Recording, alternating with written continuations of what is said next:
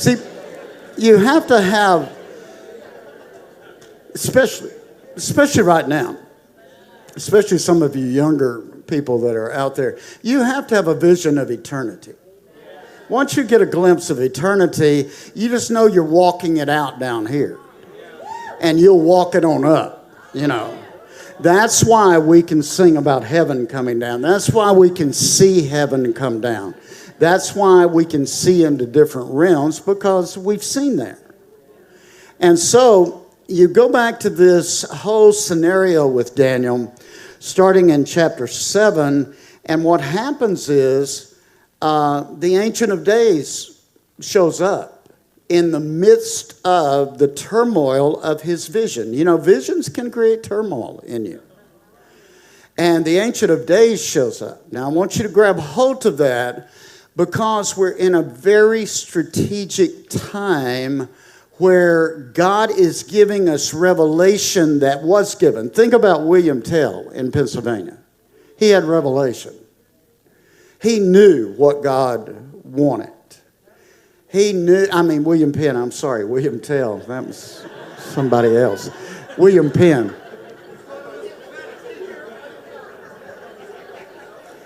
William Tell was okay. He hit the mark. He hit the mark. Sort of like me last night when I told off on John. You know, Cheryl said Mafia's been calling him all day, trying to get him back in, you know. No. But William Penn, think of all he spoke into this land. Think of what he spoke into this atmosphere. Think of what he spoke into this nation. But then think of what he went through. See? So we're all making our journey through. And it becomes really important that we understand that God set us in time for today. You're here for a reason. And he knows when your life cycle here ends and you transfer over into that great cloud of witnesses, where you're watching down saying, you know, you're going to make it, keep going. If you don't, you got a better place. But we have to know that some visions carry great weight for intercession. Now, the reason I'm here is because in 1972, God showed me the 13 colonies and showed me the necessity of them coming alive again. I had such a visitation from the Lord, and then when Pam and I came up here, I saw what the Lord was saying to me. So you're very key. But I can't say it's been easy up here, but I can also say from 1972 to now, you have made light year changes. So let's thank God for that. Goodness. And so here in this chapter, in chapter 7, the Ancient of Days is coming down to really encourage the saints and say, listen, the enemy's warring with you. And it says it right here. It says that those horns were warring, and he was speaking words. The enemy would speak words against the Most High God and wear down the saints of the Most High. Now poke somebody and say, that's you. And he will intend. Now, hear what this verse says, because Daniel saw this, and later on he says, I'm going to seal this up because it's not time, but now it's time. See?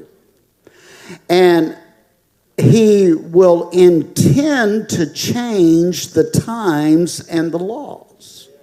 That's what Satan uses. That's the only thing he has liberty to use, is to change time and law. And if he can get you out of timing, what he can do is start accusing you and lead you into all sorts of things. So we want to stay in timing with the Lord.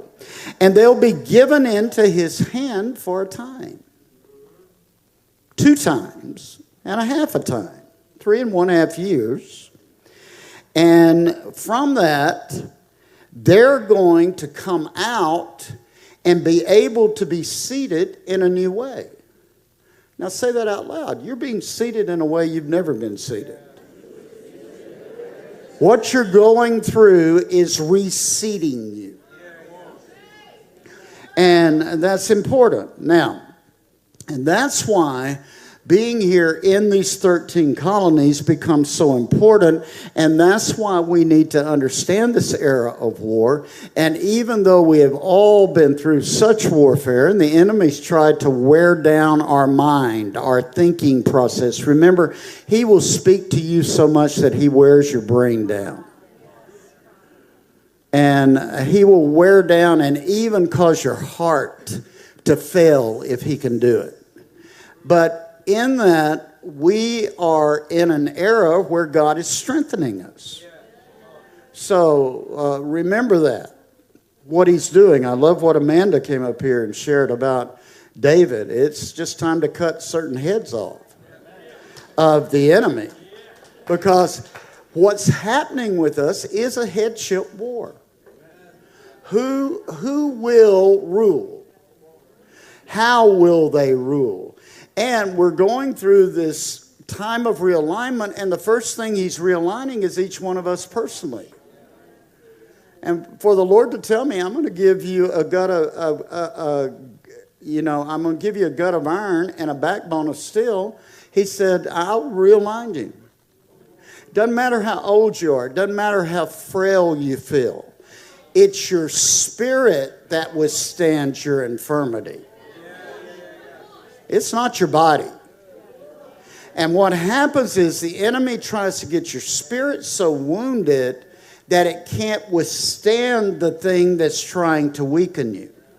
And that's happened many times in the original 13 colonies.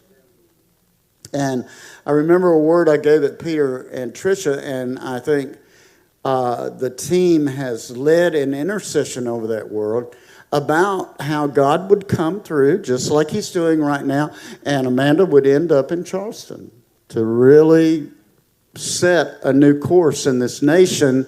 And yet, last night he was saying the timing of D.C. is very key, and everything that goes on there between now and July. Now, it's very, very key.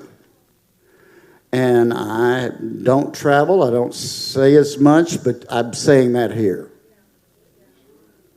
Between now and the end of July, D.C. is key. And it can be